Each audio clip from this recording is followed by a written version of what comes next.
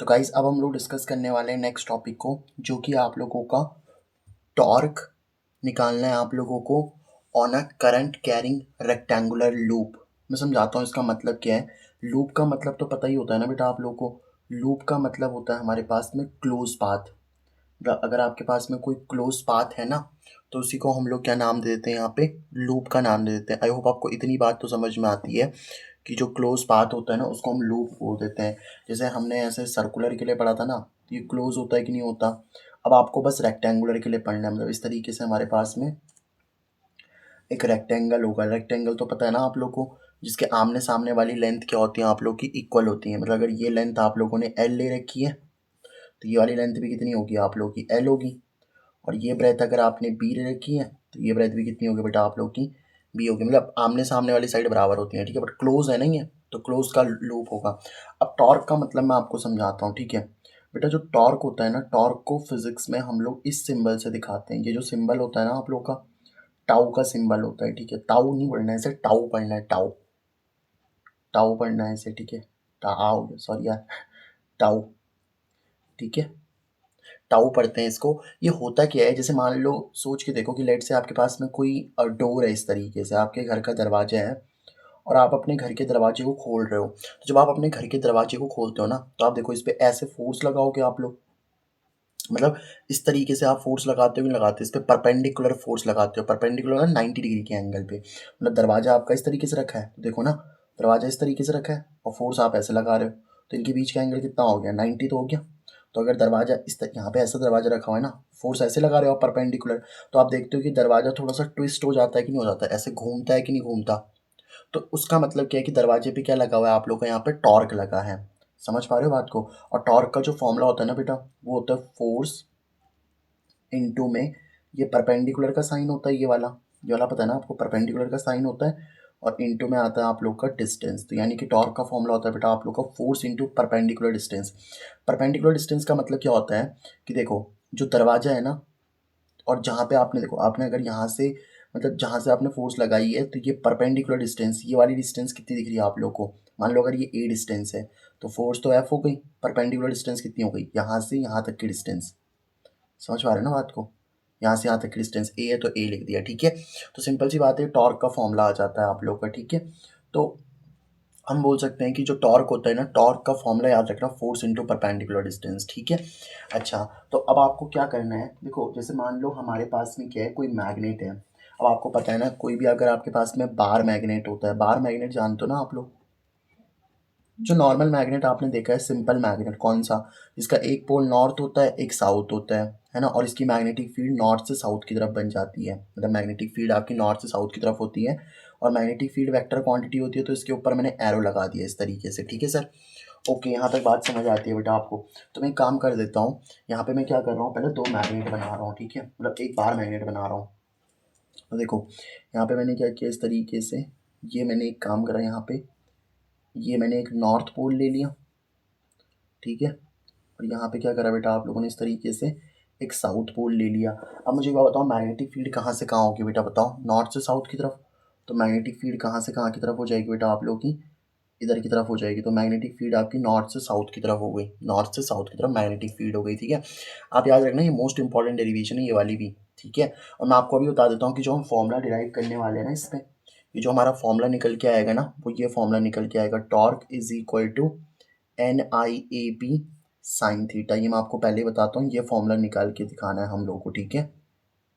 But कैसे निकालना है, निकालना तो कोई भी बता देगा आपको, बट स्टेप्स फॉलो करनी पड़ती हैं, ठीक है। एक सिस्टमैटिक अप्रोच में हम लोग हमेशा डेरिवेशन को स्टार्ट करते हैं बेटा, और एक सिस्टमैटिक अप्रोच में ही हम लोग डेरिवेशन को स्टार्ट करना भी चाहिए, ठीक है। अब मैंने क्या करा, देखो यहाँ पे इस तरीके से मैंने क्या कर दिया, यहाँ पे नॉर्थ और साउथ लगा दिया, तो यानी कि एक मैग्नेटिक फील्ड बन गई यहाँ पे। अब मैंने क्या करा बेटा, यहाँ पे इस मैग्नेटिक फील्ड में ना एक रेक्टेंगुलर, यहाँ पे इस तरीके से मैंने क्या करा, मैं एक काम करता हूँ, इस पर एक रेक्टेंगुलर लूप लगाना है ना मेरे को यहाँ पे। तो मैं काम करता हूँ, अगर मुझे इस पर एक रेक्टेंगुलर लूप लगाना है, तो आप लगा सकते हो बेटा। इस पर क्या करना है बेटा, आप लोग को एक रेक्टेंगुलर लूप लगाना है ना, तो मैं इस तरीके से एक रेक्टेंगुलर लूप लगा देता हूँ इसमें, ठीक है। ये रेक्टेंगल की फॉर्म में होगा बेटा आप लोग का, है ना, इस तरीके से। ये आप लोग का रेक्टेंगल की फॉर्म में होगा, यही तो है आप लोग का रेक्टेंगल, है ना। तो ये आपके पास में रेक्टेंगल की फॉर्म में होगा। अच्छा अच्छा, और मान लो इसमें कितना करंट जा रहा है बेटा आप लोगों का, मैं इसको कुछ नाम देता हूँ, लेट इट बी, ये आपका पी है, ये आपका क्यू है, ये आपका आर है, ये आपका एस है, ठीक है, कुछ नाम दे दिया मैंने इसको, और लेट से इसमें आई करंट जा रहा है इस तरीके से, ठीक है। तो इसमें कितना करंट जा रहा है बेटा आप लोगों का, आई करंट जा रहा है, ओके सर। अब देखो मैंने ये पूरा लूप, एक्चुअल में ये लूप कैसे होगा, देखो यहाँ पे आपने इस तरीके से क्या ले रखी है बताओ, आपने इस तरीके से एक लूप ले रखा है ना, ये रेक्टेंगुलर लूप ले रखा है। अब इसमें एक्चुअल में हुआ क्या होगा, देखो इस तरीके से हुआ होगा ना, ये तो ऐसा हुआ होगा, ये पॉजिटिव टर्मिनल से लगी हुई होगी आप लोग का, ये नेगेटिव से लगा होगा, फिर यहाँ से करंट आई निकला होगा, फिर ऐसे पहुँचा होगा, ऐसे पहुँचा होगा इस तरीके से, है ना। तो वो मैंने दिखाया नहीं यहाँ पे ताकि डायग्राम मेरा सही रहे, बस मैं इसलिए, बाकी आप ये भी बना सकते थे, इसमें कोई दिक्कत नहीं है, मतलब आप इसको ऐसे भी बना सकते थे, ऐसा रखा है ना आपने लूप को, इस तरीके से रखा है ना, तो जो आपने लूप रखा हुआ है इसको आप ऐसे भी लिख सकते थे, कोई दिक्कत नहीं है बेटा। फिर आप इसको मतलब किसी सर्किट से जोड़ सकते थे, जैसे यहाँ पे देखो ये वाली साइड तो पी हो गई, ये क्यू हो गया, ये आर हो गया, एस हो गया, अब आप इसको किसी सर्किट मतलब किसी बैटरी से जोड़ दो, ये पॉजिटिव फिर नेगेटिव, है ना, और इस तरीके से मैंने बैटरी से जोड़ दी, तो यहाँ से आपका आई करंट निकलेगा कि नहीं निकलेगा बताओ, यहाँ से आपका आई करंट निकल जाएगा इस तरीके से, और वो आई करंट इसमें दौड़ेगा और वापस इसी में आ जाएगा, वापस इसी में आ जाएगा, आई करंट नेगेटिव पॉजिटिव से निकलता है नेगेटिव की तरफ जाता है, तो पता है ना आपको। तो इस तरीके से मेरे पास में क्या रखा हुआ बेटा आप लोगों का, रेक्टेंगुलर लूप रखा हुआ है। तो हमें बताना है इस रेक्टेंगुलर लूप पे कितना टॉर्क लगता है, मतलब होता क्या है कि मैग्नेटिक फील्ड क्या करेगी, इस लूप को ना घुमा देगी। अब आप बोलोगे कि यार सर कैसे घुमाएगी है, मैं समझाऊंगा आपको कैसे घुमाती है। मतलब ये जो आपने रेक्टेंगुलर लूप रखा है ना, इसको मैग्नेटिक फील्ड घुमा देगी। पहले मुझे एक बात बताओ जरा यहाँ पे बेटा, एक सिंपल सी बात मैं आपसे पूछना चाहता हूँ, क्या वो बात आप मुझे बता सकते हो। एक चीज़ मैं आपको पूछता हूँ, एक टर्म होती है बेटा एरिया वेक्टर, है ना, एक टर्म क्या होती है बेटा आपके पास में, that is called as your area vector. Area vector क्या होता है मैं आपको समझाता हूँ बेटा। एरिया वेक्टर को हम लोग ए वेक्टर कहते हैं ना। देखो एरिया वेक्टर का मतलब होता है perpendicular to the surface. Area vector हमेशा कैसे लेना होता है आप लोग को, परपेंडिकुलर, परपेंडिकुलर। ये फर्स्ट चैप्टर में मैंने आपको अच्छे से पढ़ाया था, बट मुझे पता है मेरे प्यारे बच्चे तो पढ़ते हैं नहीं, बट कोई नहीं, जो पढ़ते भी तो भूल जाते हैं, है ना। चलो तो ये हमारे पास में देखो इस तरीके सरफेस है ना, इसके परपेंडिकुलर ये हो जाएगा एरिया वेक्टर। अगर सरफेस ऐसी रखी हुई है तो ये हो जाएगा एरिया वेक्टर इस तरीके से।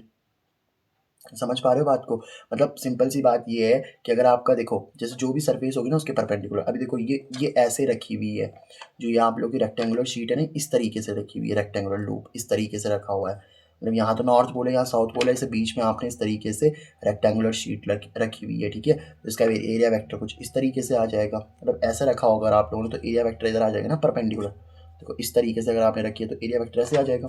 तो यहाँ पे ये क्या हो गया बेटा, इसका इस तरीके से एरिया वेक्टर हो जाएगा।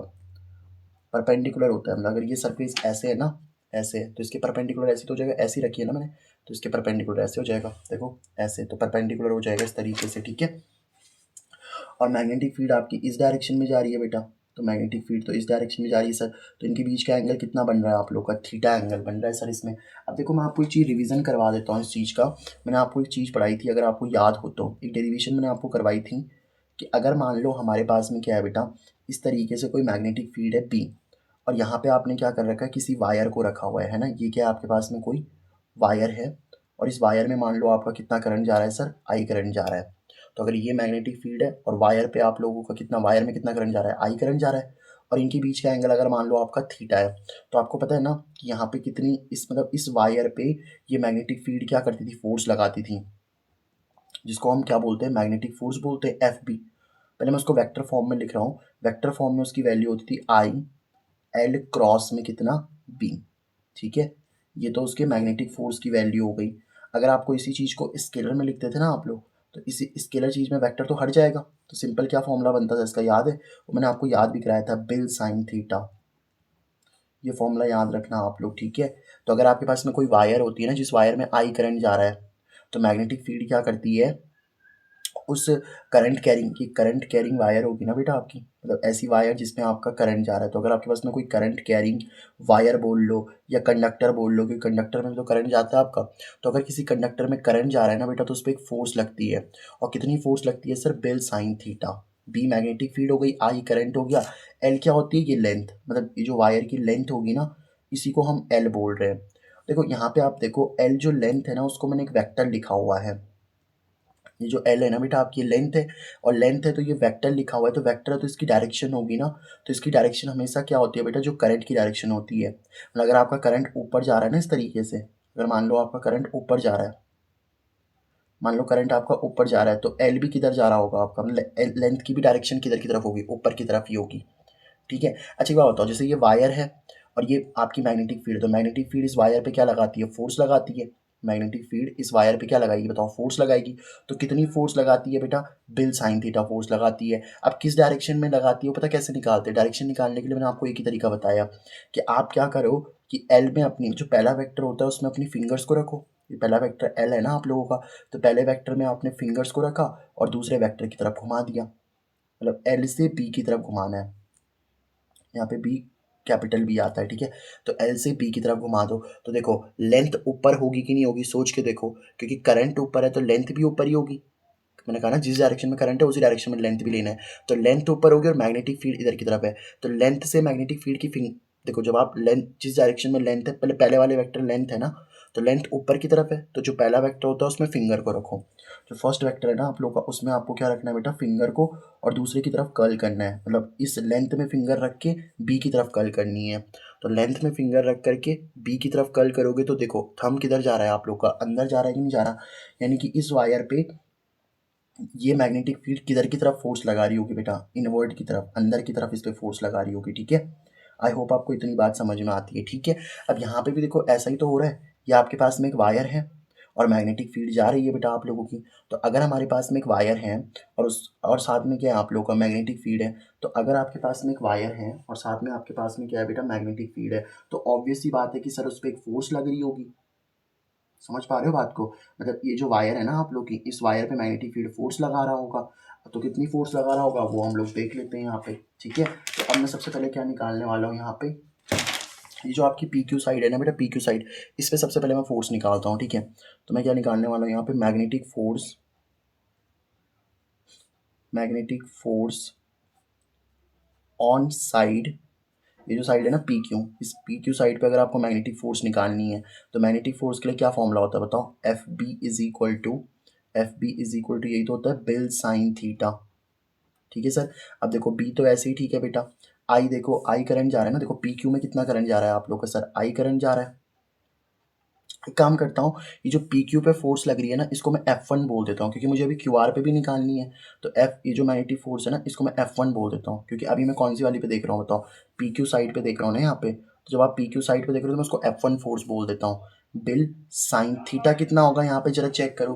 देखो थीटा निकालना बहुत ईजी है, करंट आपका ऐसे जा रहा है ना, और मैं देखो मतलब जैसे आपके पास में करंट ऐसे जा रहा है और मैग्नेटिक फील्ड ऐसे है, देखो ना मैग्नेटिक फील्ड इधर की तरफ है और करंट इसमें ऐसे जा रहा है। देखो मैंने आपको क्या बताया, जिस डायरेक्शन में करंट जा रहा होगा उसी डायरेक्शन में आप इसकी लेंथ भी ले लोगे। एक काम करते हैं, इसकी लेंथ भी ले लेता हूँ मैं, है ना।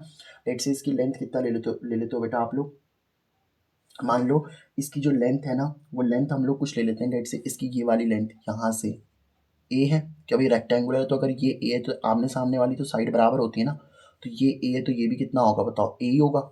और अगर इस साइड को मैं कितना ले लेता हूँ बताओ, बी ले लेता हूँ, तो ये साइड भी कितनी हो जाएगी बताओ आप लोग की, बी हो जाएगी। क्या यहाँ तक की बात क्लियर है बताओ आप लोग को, भाई अगर ये ए है तो ये भी ए होगा, ये बी है तो ये भी बी होगा। अब देखो करंट ऊपर जा रहा है, तो मैंने क्या कहा था, करंट ऊपर है तो लेंथ भी ऊपर ही होगी, जिस डायरेक्शन में करंट होता है ना उसी डायरेक्शन में लेंथ भी होती है। तो लेंथ ऊपर है और मैग्नेटिक फील्ड इस तरीके से है, तो इनके बीच का एंगल कितना हो गया, 90 हो गया ना। समझ पा रहे हो कैसे बात को, जैसे सोचो आपके पास में अगर वायर ऐसे रखी हुई होती, सीधी वायर ऐसे रखी हुई होती, तो अगर आपने वायर को ऐसे रखा, मतलब वायर अगर आप लोग की ऐसे रखी होगी और मैग्नेटिक फील्ड अगर आपकी ऐसे है, समझ पा रहे हो बात को, अगर आपने वायर ऐसी रखी और मैग्नेटिक फील्ड ऐसे, तो इनके बीच का एंगल कितना हो गया, 90 डिग्री हो गया। अब मान लो आप, अब आप देखो वायर कैसी है, आप लोग की वायर कुछ इस तरीके से रखी हुई है, समझ पा रहे हो बात को, और मैग्नेटिक फील्ड आप लोग की क्या है, इस तरीके से है। मैग्नेटिक फील्ड अब ऐसे हो जाएगी ना, तो इनके बीच का एंगल कितना हो जाएगा यहाँ पे, 90 डिग्री का हो जाएगा। मतलब जो आपकी वायर है और मैग्नेटिक फील्ड है उनके बीच का एंगल कितना है बेटा, 90 डिग्री का है, ठीक है। इमेजिन भी हो गया होगा, देखो वायर आपकी ऊपर जा रही है, मैग्नेटिक फील्ड ऐसे, तो इनके बीच का एंगल 90 हो जाएगा। तो साइन कितना आ जाएगा बेटा यहाँ पे, 90 डिग्री आ जाएगा। क्या यहाँ तक की बात क्लियर है बेटा आप लोग को, ठीक है सर, यहाँ तक की बात तो हमें समझ में आती है। अब एक काम करो, F1 is equal to sign 90 की वैल्यू सबको पता होती है ना बेटा, साइन 90 इज इक्वल टू कितना होता है सर हमारे पास में 1 होता है।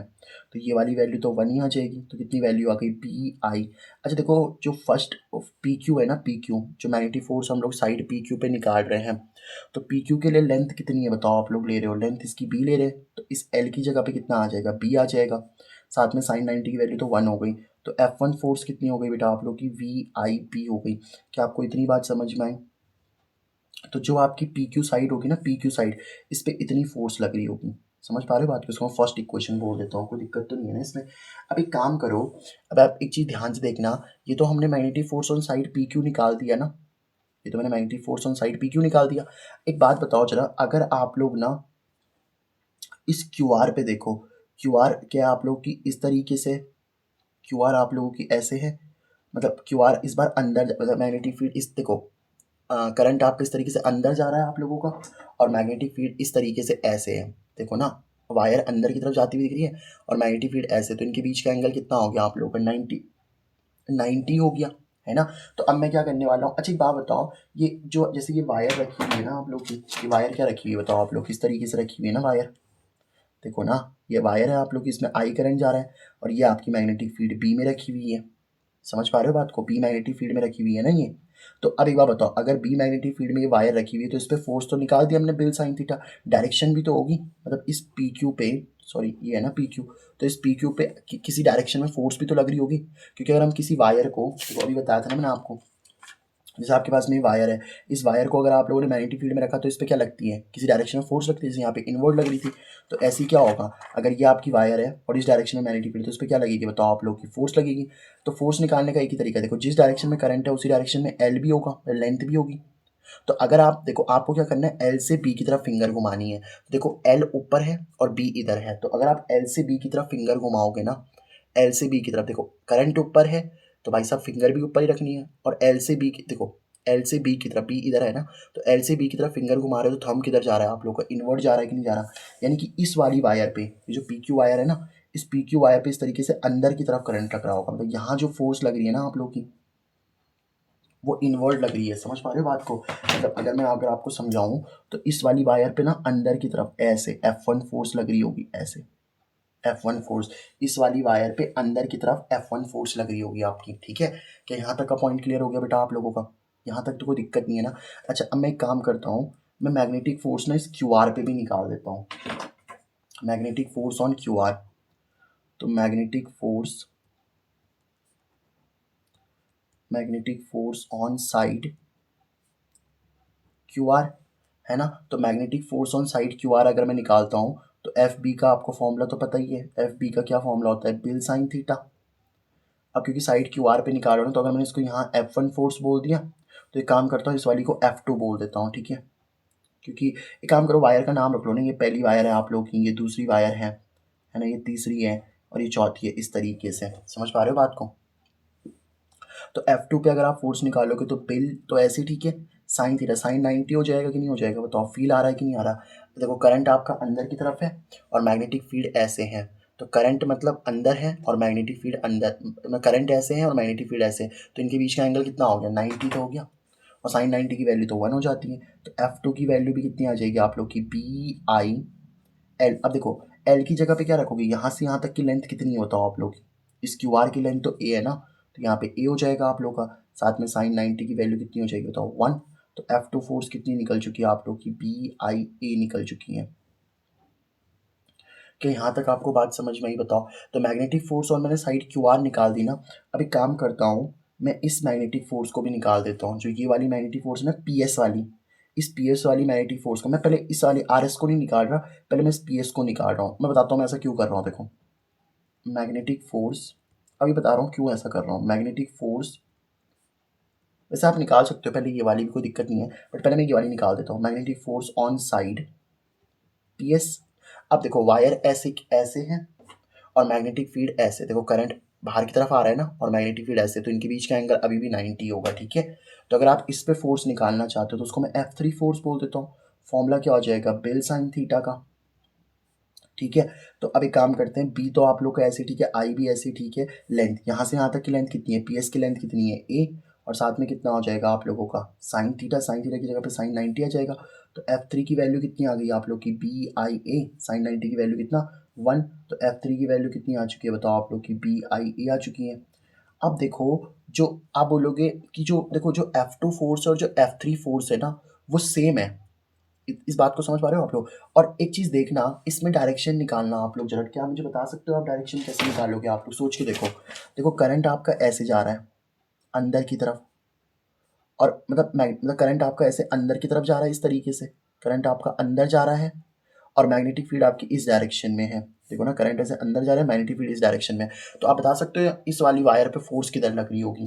देखो करंट अंदर जा रहा है ना, तो करंट अगर अंदर जा रहा है तो मैंने आपको बोला ना क्या रूल करना है आप लोग को, L क्रॉस B वाला। तो अगर करंट अंदर जा रहा है आप लोगों का, राइट हैंड का यूज़ करना, बट अगर आपका करंट अंदर जा रहा है तो L भी अंदर ही होगा। और अगर L अंदर है और B ऐसे है, देखो B ऐसे है, तो घुमाओ जरा अब घुमाना जरा। देखो करंट अंदर की तरफ हो गया, ऐसे अंदर की तरफ करंट है ना आप लोगों का, और मैग्नेटिक फील्ड ऐसे है। तो जब आप इससे इसकी तरफ फिंगर्स को घुमाओगे ना, देखो ऐसे है, ये अंदर की तरफ मैं इसको ऐसे बना देता हूँ, ये अंदर और मैग्नेटिक फील्ड ऐसे 90 पे। तो अगर आप यहाँ से यहाँ फिंगर घुमाओगे ना, यहाँ से यहाँ फिंगर घुमाओगे, तो पता है इसकी डायरेक्शन कहाँ आ रही होगी, नीचे की तरफ आ रही होगी, डाउनवर्ड। आप खुद करके देखो इसको। देखो जैसे ये आपका क्या रखा हुआ है बताओ, इस तरीके से अंदर क्या है बताओ आप लोगों का, ऐसे बना देते हैं चलो इसको। ये आपका अंदर की तरफ क्या जा रहा है बताओ, अंदर की तरफ क्या जा रहा है बताओ आप लोगों का, अंदर की तरफ करंट जा रहा है, तो L भी इधर ही होगा और मैग्नेटिक फील्ड ऐसे है। अब जिस डायरेक्शन में आपका करंट जा रहा है ना, उसी डायरेक्शन में तो आपको फिंगर्स को रखना है।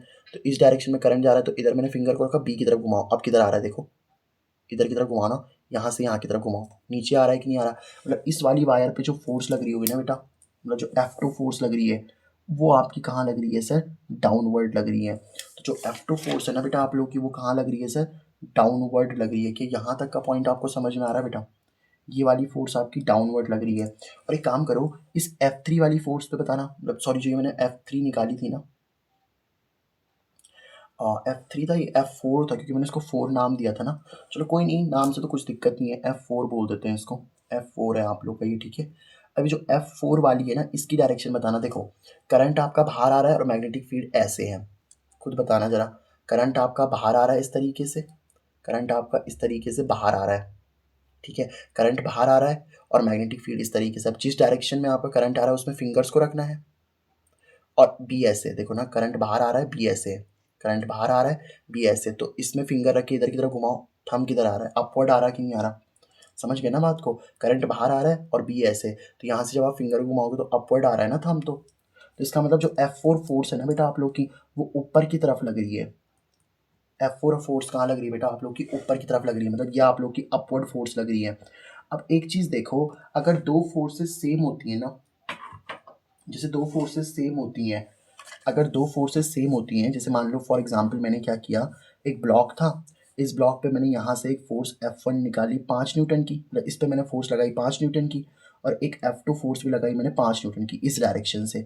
अब देखो ये दोनों फोर्सेस क्या हैं, ऑपोजिट डायरेक्शन में है। ये दोनों फोर्सेस कैसी हैं बेटा आप लोगों की, ऑपोजिट डायरेक्शन में है। समझ पा रहे हो बात को, दोनों फोर्सेस क्या हैं आप लोगों की, ऑपोजिट डायरेक्शन में है। अभी दोनों फोर्सेस आप लोगों की ऑपोजिट डायरेक्शन में तो हैं, और साथ में इनकी वैल्यू भी सेम है, ये भी 5 न्यूटन, ये भी 5 न्यूटन। तो आपको पता है ना कि जो F1 और F2 होगी वो कैंसिल हो जाएगी। देखो ना 5 न्यूटन की फोर्स अगर किसी ब्लॉक पे यहाँ से लगी, और 5 न्यूटन की फोर्स अगर कहीं से यहाँ पे लगी, तो आप ऑपोजिट डायरेक्शन में होने की वजह से यहाँ पे नेट फोर्स कितनी लग रही होगी बताओ, जीरो फोर्स लग रही होगी, नहीं लग रही होगी। क्या आपको ये वाली बात समझ में आ रही है, नेट फोर्स मतलब टोटल फोर्स। तो यानी कि जो F2 है और F4 है वो तो कैंसिल हो जाएगी, F2 and F4 will be cancel out. F2 और F4 क्या करेंगे बताओ, F2 force 2 and force 4 will cancel out each other, वो एक दूसरे को क्या करेंगी बताओ, कैंसिल आउट ईच अदर, एक दूसरे को कैंसिल कर देंगी। अब मैं एक काम कर रहा हूँ, जो ये आप लोग की आर एस वाली साइड है ना, ये वाली जो आर एस वाली साइड है, इस पर मैं फोर्स निकालता हूँ। तो मैं अभी काम करने वाला हूँ, यहाँ पे मैग्नेटिक फोर्स निकालता हूँ, magnetic force on side R S. तो आर एस पे जब आप मैग्नेटिक फोर्स निकालोगे ना, तो आप मुझे बता सकते हो इस पे कितनी मैग्नेटिक फोर्स लग रही होगी बेटा। Magnetic force on side R S निकालोगे ना आप लोग, मतलब जब इस आर एस पे मैं फोर्स निकाल रहा हूँ, तो जब इस आर एस पे आप फोर्स निकालोगे तो कितनी फोर्स निकल रही होगी, वही फॉर्मूला होता है मैग्नेटिक फोर्स का। तो F B is equal to कितना, बिल साइन थीटा, है ना। लेकिन मैग्नेटिक फोर्स इस बार थर्ड पे निकाल रहे हो आप, देखो ये फर्स्ट था, ये सेकंड था, ये फोर्थ था, तो थर्ड हो जाएगा, है ना। तो ये क्या आ जाएगा बताओ आप लोग का, बिल साइन थीटा फिर से 90 हो जाएगा। क्यों 90 बताने की जरूरत तो नहीं है ना। देखो करंट ऐसे है और मैग्नेटिक फील्ड ऐसे, देखो करंट इस बार नीचे आ रहा है कि नहीं आ रहा, दिख रहा है क्या, करंट ऐसे आ रहा है, मैग्नेटिक फील्ड ऐसे है, तो इनके बीच का एंगल कितना हो गया बताओ, 90 तो हो गया। तो यहाँ पे कितना आ जाएगा, साइन 90 की वैल्यू 1 होती है, तो F three is equal to BIL sine 90 की वैल्यू 1 हो जाएगी। अच्छा लेंथ देख लो जरा, इसमें लेंथ कितनी है, ये वाली लेंथ चेक करो जरा, बी है कि नहीं, आर से एस तक की लेंथ बी है, तो इसको मैं बी लिख लेता हूँ। तो बी आई एल की जगह पे कितना आ जाएगा, बी आ जाएगा।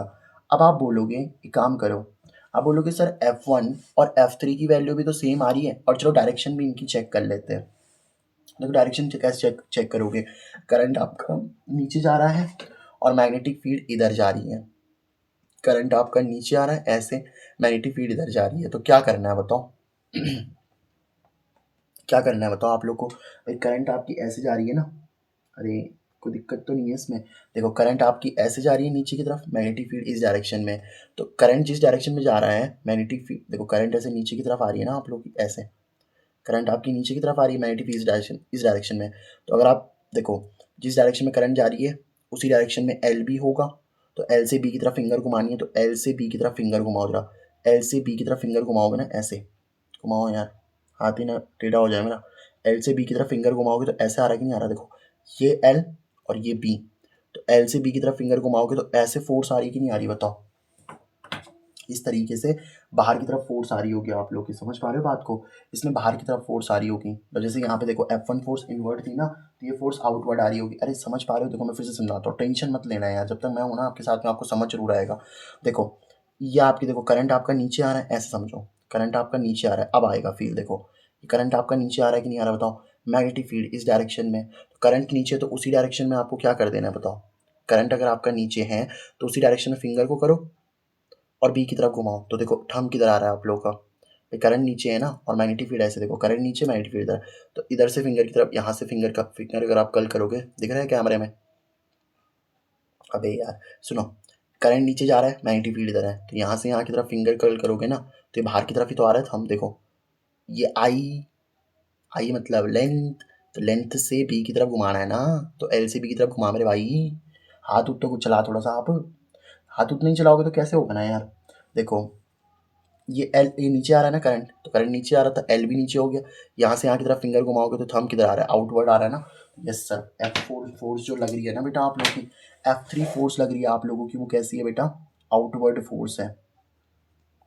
अब एक सवाल आप लोगों के माइंड में आ सकता है, ये कौन सी फोर्स है बेटा आप लोगों की, बाहर की तरफ ये फोर्स आ रही होगी आप लोगों की, है ना F4 फोर्स, और वो कैसे, सॉरी F4 नहीं है F3 है यार, F3 फोर्स कैसी होगी बेटा आप लोग की, आउटवर्ड होगी। अब आप बोलोगे सर एक फोर्स तो इनवर्ट जा रही है, अंदर जा रही है, और एक फोर्स बाहर आ रही है, तो ऑपोजिट डायरेक्शन तो हो गई भाई, एक अंदर जा रही है और एक बाहर आ रही है, सोचो ना। देखो जैसे अगर मैं आपको समझाता हूँ, एक फोर्स आपकी ऐसे अंदर जा रही है इनवर्ट, और एक फोर्स आपकी बाहर जा रही है ऐसे आउटवर्ड, तो ये बताओ मुझे क्या इनकी डायरेक्शन अपोजिट नहीं है।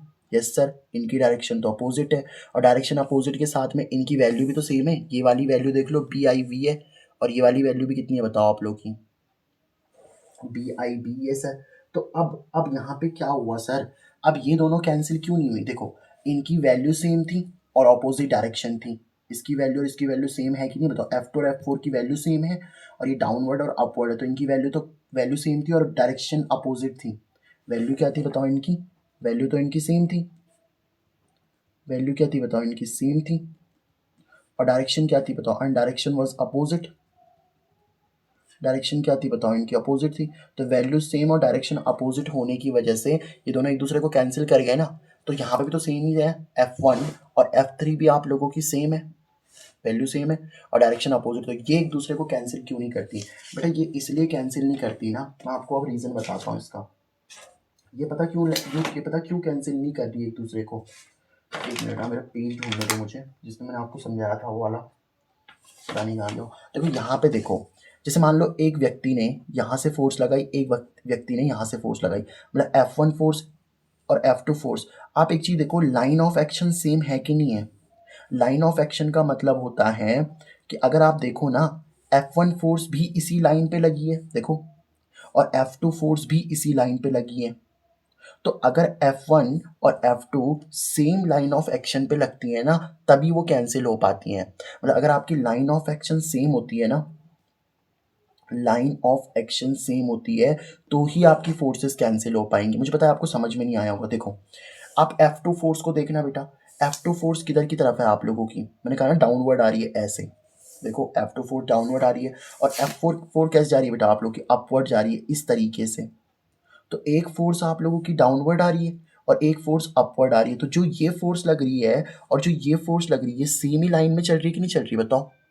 ये आपकी एक ही लाइन में चल रही है। तो जब एक ही लाइन ऑफ एक्शन होता है ना, तो ही फोर्स कैंसिल होती हैं। बट आप एक चीज देखो, F1 फोर्स और F3 फोर्स में देखना, F1 फोर्स और F3 फोर्स में देखना। देखो F1 फोर्स आप लोग की कहाँ की तरफ लग रही है बताओ, अंदर की तरफ लग रही है ऐसे, ये अंदर की तरफ लग रही है।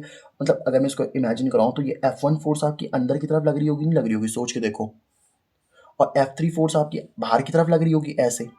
तो इनकी देखो, जब मैं आपको एक सिंपल सी बात बता रहा हूँ, अगर आप इसी चीज़ को ना टॉप से देखो एकदम, अगर आप इस चीज़ को टॉप से देखोगे, मान लो आप इसका टॉप व्यू लेते हो, आप इसी चीज़ को टॉप से देखो एकदम, तो पता क्या होगा, जब आप इसको टॉप से देखोगे ना, तो ये वाली जो साइड है, क्यू आर वाली साइड, ये जो आप लोग की कौन सी वाली साइड है सर, क्यू आर वाली साइड है। समझ पा रहे हो बात को, ये जो क्यू आर वाली साइड है, ये आपको ऐसे दिख रही होगी क्यू आर।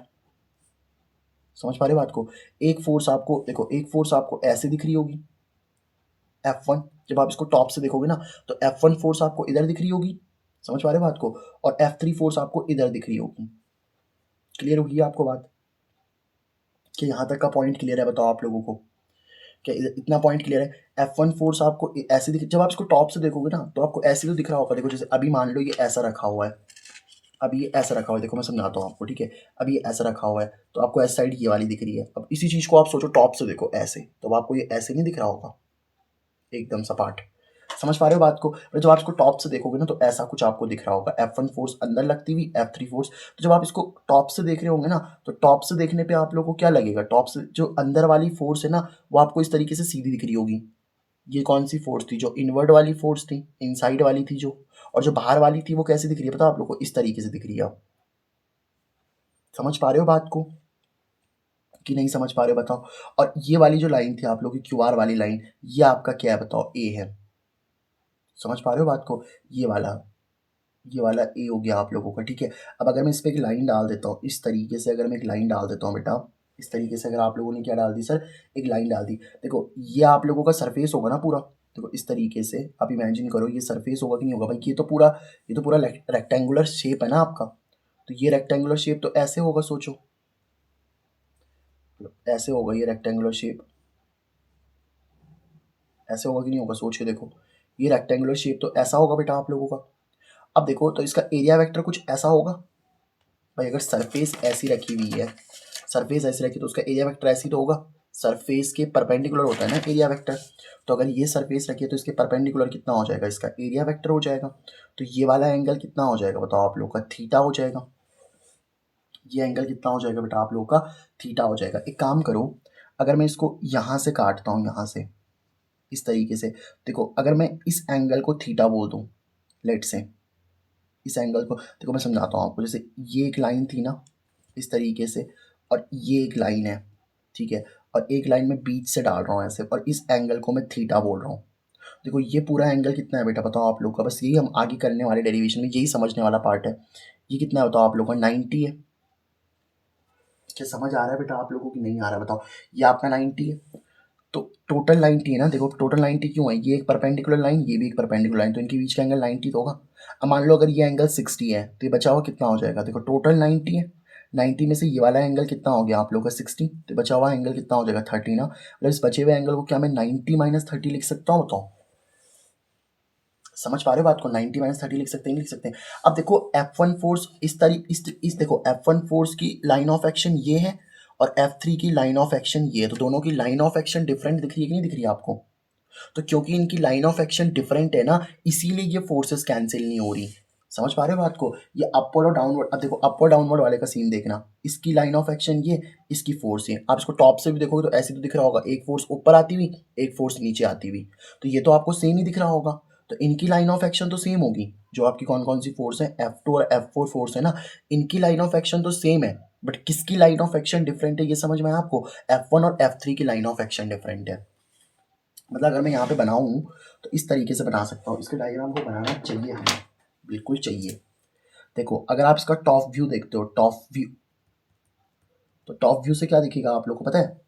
ये F1 फोर्स ऐसी दिख रही होगी आप लोगों को, ऊपर जाती हुई। सोचो ना यार, जो अंदर जाने वाली फोर्स है उसको इस तरीके से दिख रहा होगा आप लोगों को, ये वाली साइड दिख रही होगी, ये वाली QR साइड दिख रही होगी आप लोग को। ऊपर से देखने पे तो बस QR ही दिखेगा ना। सोचो अभी ये सरफेस है ऐसे, तो आपको पूरी दिख रही है, जब आप टॉप से देखोगे तो आपको तो यही वाली साइड दिख रही होगी ना, जैसे ये QR साइड है आप लोग की। अभी अगर आप लोग की QR ये है, P ये है और ऐसी है, अभी सबकी सब दिख रही है देखो।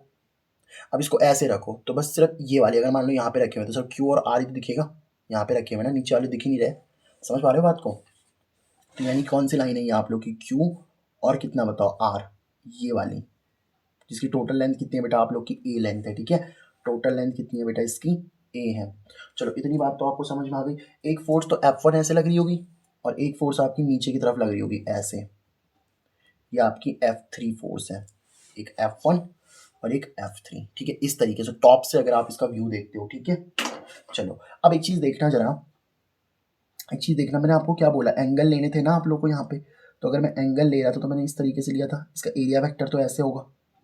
देखो ये सरफेस थी ना, सोचो एक्चुअली में तो पूरी सरफेस रही होगी ना, अगर आप इमेजिन कर पा रहे हो तो देखो यहाँ पे मैंने इमेजिन करवाया तो आपको अभी, ये रही होगी ना सरफेस, तो अगर ये सरफेस तो इसका एरिया वेक्टर ऐसे होगा बताओ। ये एंगल में मान लेता हूँ लेट से, ये इसका एरिया वेक्टर हो गया, एरिया वेक्टर, तो ये एंगल थीटा बन जाएगा ना आप लोग का, या मुझे ऐसे लेना चाहिए था वैसे, चलो कोई नहीं। ये एंगल कितना हो जाएगा, देखो एक काम करते हैं, इसको इस लाइन को ऐसे बना देते हैं, ऐसे ही बनाई थी ना हम लोगों ने लाइन, वेट अ मिनट, हाँ कोई नहीं, बना लो इस तरीके से। ये एक लाइन जा रही है आप लोगों की, ठीक है। अब एक काम करते हैं यहाँ पे मैं एक एंगल ले लेता हूँ, ठीक है, ये वाली। अब ये एंगल मैं कितना ले रहा हूँ यहाँ पे, थीटा ले रहा हूँ।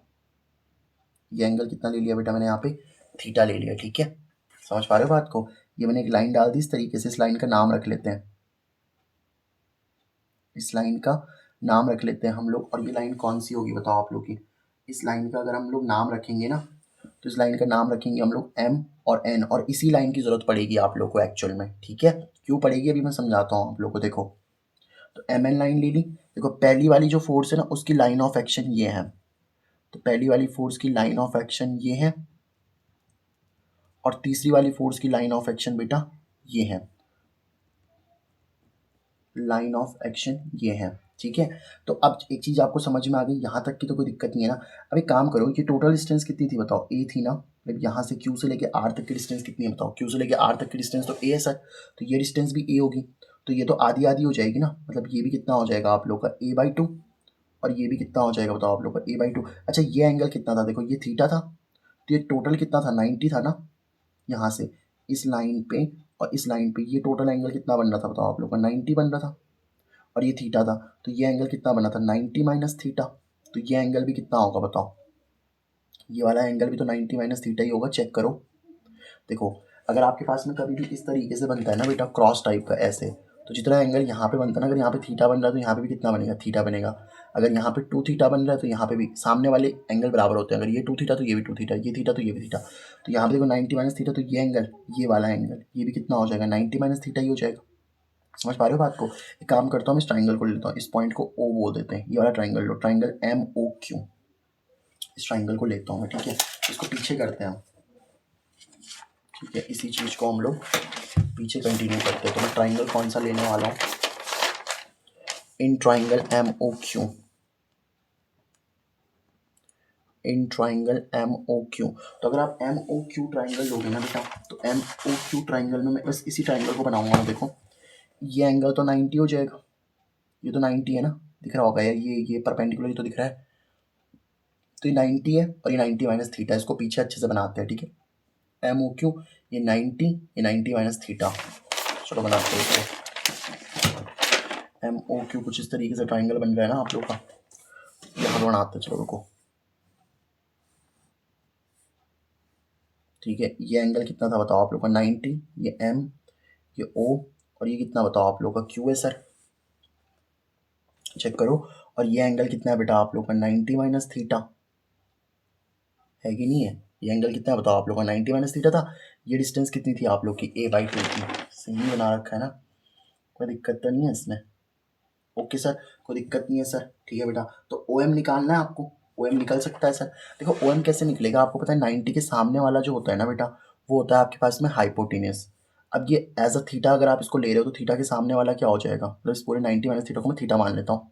90 जैसे मान लो थीटा की वैल्यू कुछ रही होगी 60, थीटा की वैल्यू कितनी रही होगी, लेट से 60 रही होगी आप लोगों की। तो 90 माइनस 60 कितना हो जाएगा 30, तो ये एंगल कुछ आ रहा है ना। तो बस वही बात मैं कह रहा हूँ। तो अगर ये 90 माइनस थीटा तो इसके सामने वाला क्या हो जाएगा परपेंडिकुलर, और बचा हुआ क्या बन जाएगा बेस। अब चेक करो, आपको देखो ये निकालना है ना OM लाइन। मैं बता रहा हूँ भाई OM लाइन क्यों निकाल रहा हूँ अभी। देखो एक्चुअली में अगर मुझे ये OM लाइन निकालनी है इन ट्राइंगल MOQ में, अगर मुझे ये OM लाइन निकालनी है तो मैं कौन सा फॉर्मूला यूज़ करूँगा बताओ, कॉस का। क्योंकि आपको पता है ना cos theta is equal to कितना होता है आप लोग का बेस अपॉन हाइपोटेन्यूस। बट यहाँ पे थीटा कितना है, ये वाला एंगल 90 माइनस थीटा। तो कॉस 90 माइनस थीटा कितना हो जाएगा बताओ आप लोग का बेस। अब बेस कितना है बताओ आप लोगों का, बेस है आपके पास में सर बेस कितना है बेटा बताओ आप लोगों का। सर बेस है हमारे पास में ये वाला OM। बेस कितना है बताओ आपके पास में, OM ही तो है अगर आप चेक करो तो। बेस कितना है आपके पास में, OM है। या इसको ना आप एक तरीके से और कर सकते हो, देखो एक मिनट रुको। हाँ हाँ देखो, जैसे आपके पास में cos 90 माइनस थीटा आ गया ना, तो बेस कितना हो गया बेटा आप लोग का OM, और हाइपोटेन्यूस कितनी है बताओ आप लोग की A/2। अब देखो ये A/2 यहाँ डिवाइड में उधर जाके मल्टीप्लाई हो जाएगा ना, तो इधर जाके ये मल्टीप्लाई हो जाएगा तो क्या बनेगा A/2 cos 90 minus theta is equal to कितना आ जाएगा बताओ आप लोग का OM। तो अब देखो मैंने यहाँ पे OM निकाल दी ना, चलो ठीक है। अब जैसे मैंने OM निकाला ना, सेम वे में मैं इस ON को भी निकालूंगा। ये जो आपको दिख रहा होगा ना यहाँ पे OM, इस ON को भी निकालने वाले हम। तो सेम ट्राइंगल में बना रहा हूँ ONR वाला ट्राइंगल, ठीक है। तो इस ट्राइंगल को बना लेते हैं ONR वाला ट्राइंगल। तो ये ONR वाला ट्राइंगल, ठीक है। ये एंगल कितना आ रहा था बताओ आप लोग का, ये एंगल, तो ये तो आपका 90 माइनस थीटा, तो ये भी 90 माइनस थीटा ही आ रहा था। तो ये वाला एंगल कितना था बताओ आपका 90 माइनस थीटा, ठीक है सर। अच्छा ये OR वाली डिस्टेंस कितनी थी बताओ आप लोग की A/2, ओके।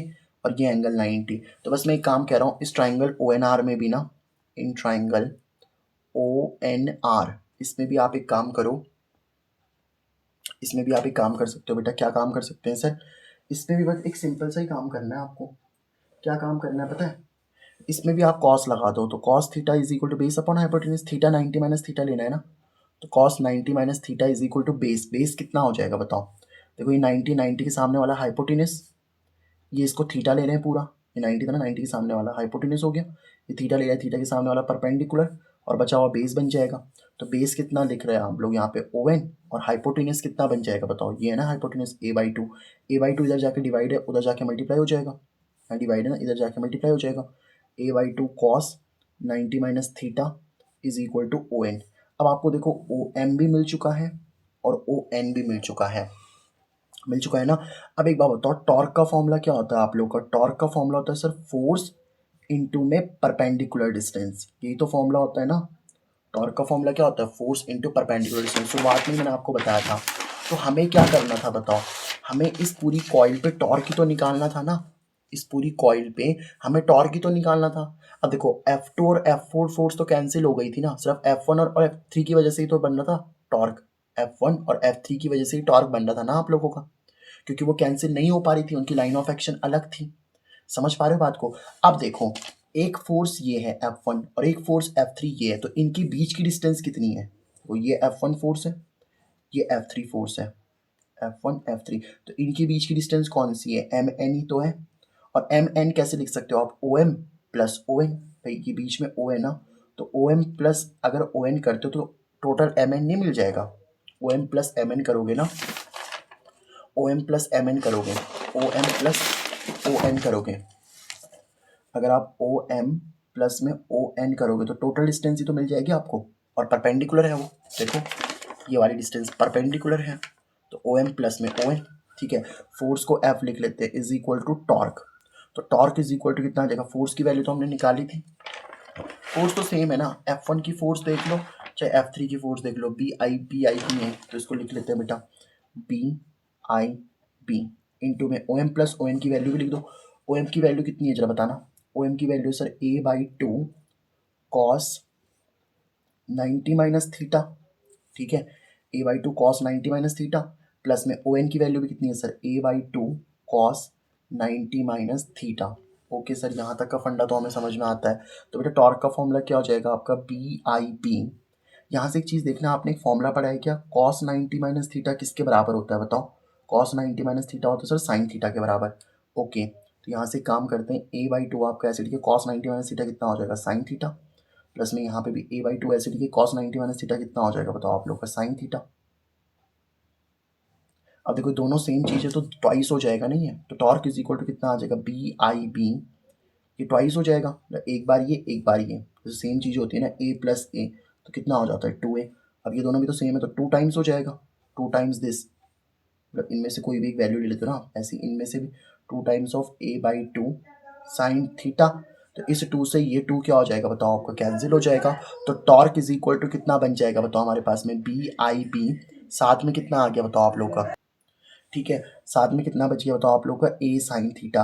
अब मुझे एक बात बताओ जरा, यहाँ पे ये जो A है ना, ए और B, ए और बी, या सॉरी ये वाला A और B, ये तो A और B क्या था, अगर आप ध्यान से देखो ना, तो ये A और B क्या है, जैसे ये आपकी रेक्टेंगुलर शीट है ना, तो इसकी लेंथ कितनी है A और ब्रेथ कितनी है B, तो एरिया का फॉर्मूला क्या होता है बताओ आप लोग का, एरिया का फॉर्मूला क्या होता है लेंथ इंटू में ब्रेथ, तो लेंथ कितनी है बताओ A और ब्रेथ कितनी है बताओ B, तो ये एरिया ही तो निकल गया आप लोग का, एरिया कितना आ चुका है A इंटू बी, तो इसका मतलब मैं क्या लिख सकता हूँ बताओ, इसका मतलब इस A और B की जगह पे तो A लिखा जा सकता है सर, तो टॉर्क इज इक्वल टू कितना बन चुका है बेटा आप लोग का BIB, सॉरी ये B और A की जगह पे तो A लिखना पड़ेगा ना, A और साथ में कितना साइन थीटा।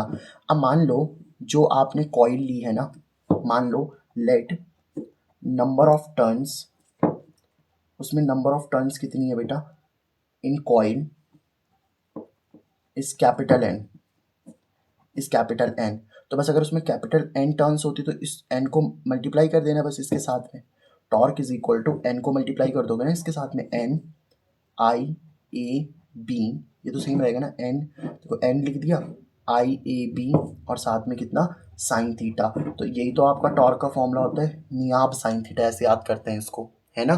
तो अब एक चीज़ देखो, N मतलब नंबर ऑफ टर्न्स है, मतलब मैं क्या कह रहा हूँ कि जैसे कॉइल है ना आप लोगों की, ये जो आपने कॉइल ली है इसमें N नंबर ऑफ टर्न्स है, मतलब जैसे एक टर्न ये हो गया, फिर दूसरा टर्न ये हो गया, तीसरा टर्न ऐसा हो गया, चौथा टर्न ये हो गया, तो अगर एक टर्न के लिए, एक टर्न के लिए अगर इतना टॉर्क लग रहा है, एक टर्न के लिए अगर इतना टॉर्क लग रहा है कितना BIA साइन थीटा, तो N टर्न के लिए कितना लगेगा, N से मल्टीप्लाई कर दो, तो टॉर्क का फॉर्मूला क्या आ चुका है बेटा आप लोगों का, टॉर्क का फॉर्मूला आ चुका है सर NIAB साइन थीटा, तो टॉर्क का फॉर्मूला क्या आ चुका है सर हमारे पास में, ये आ चुका है NIAB साइन थीटा, नियाब साइन थीटा, ठीक है।